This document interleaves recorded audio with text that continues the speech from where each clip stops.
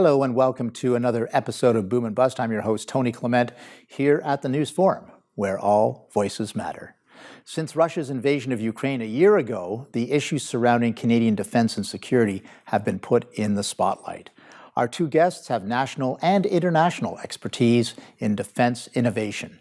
Please welcome Matt Tompkins. He is the Vice President of the Space Portfolio of the Outpost and a U.S. Air Force reservist. And Stephen Saideman is the Director of the Canadian Defense and Security Network and the Patterson Chair on International Affairs at Carleton University. Welcome to both of you. Thank you. Thanks for having us.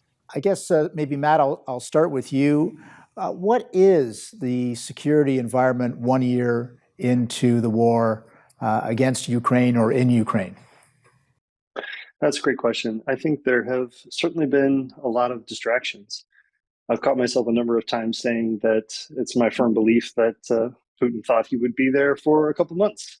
So even though it's sad to see it be such a protracted event, I think it's only through allied cooperation that we've seen the fate of that going the way that it is. And a lot of that is through technology transfer. So I just spoke with the Ukrainian Defense Fund manager yesterday and a number of other people that are working security cooperations in that area.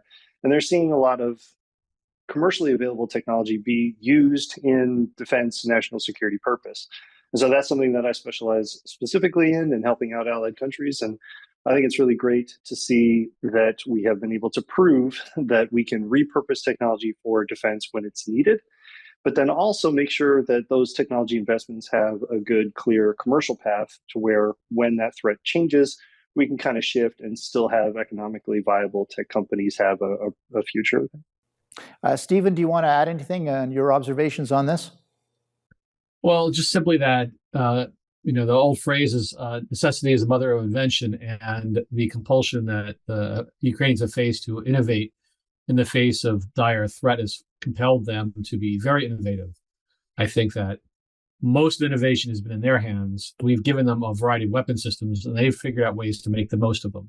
So we should give them all the credit in the world for their efforts to adapt to their particular circumstances. This is not the war that we were expecting, but it is a war that they have been continuously adapting and figuring out different ways to maximize both on the battlefield and in the information space as well. Indeed. Yeah, very interesting. Stephen, stick with you. Maybe just give us a sense then, we're in this new security environment with the war going on, et cetera. How does this affect Canada? Any thoughts about that in a broad sense and in the particular sense about Arctic security, for an example? Sure. Well, I think for the Canadians, we're still very, very distant from this war. We're mostly invested in this war because of the twin pressures of NATO and having a large Ukrainian-Canadian population, that we have one of the largest Ukrainian populations in the world outside of Ukraine. And between those two, Canada's invested in it and has been training Ukrainians before the war started from 2015 onwards. That training mission has always been highlighted by the government of the day. So that's what's at stake really is we don't face a direct Russian threat. And in fact, some would argue that we're more secure for the Russians now than we've been in quite some time, because they've had to move troops away and resources away from other places to invest in Ukraine. For instance, the Canadians have something like 700 troops in Latvia as part of the NATO Enhanced Forward Presence mission in Latvia.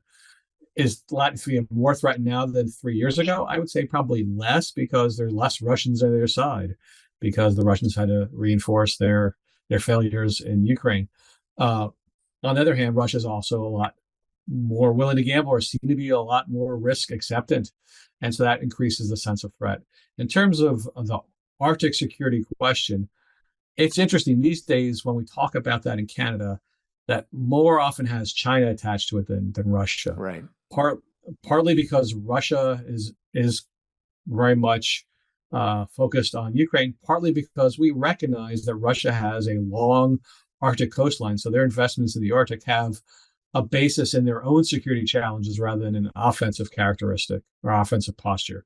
Whereas when China shows up in the Arctic, it's like, well, why are you guys here? This is pretty far from home. And so we see any Chinese influence or activity in the Arctic as being menacing. The balloon story of last month was obviously a very visible manifestation of that. Right. Gentlemen, we're going to take a brief break, go to commercial, but we'll have you back momentarily. Please stay with us.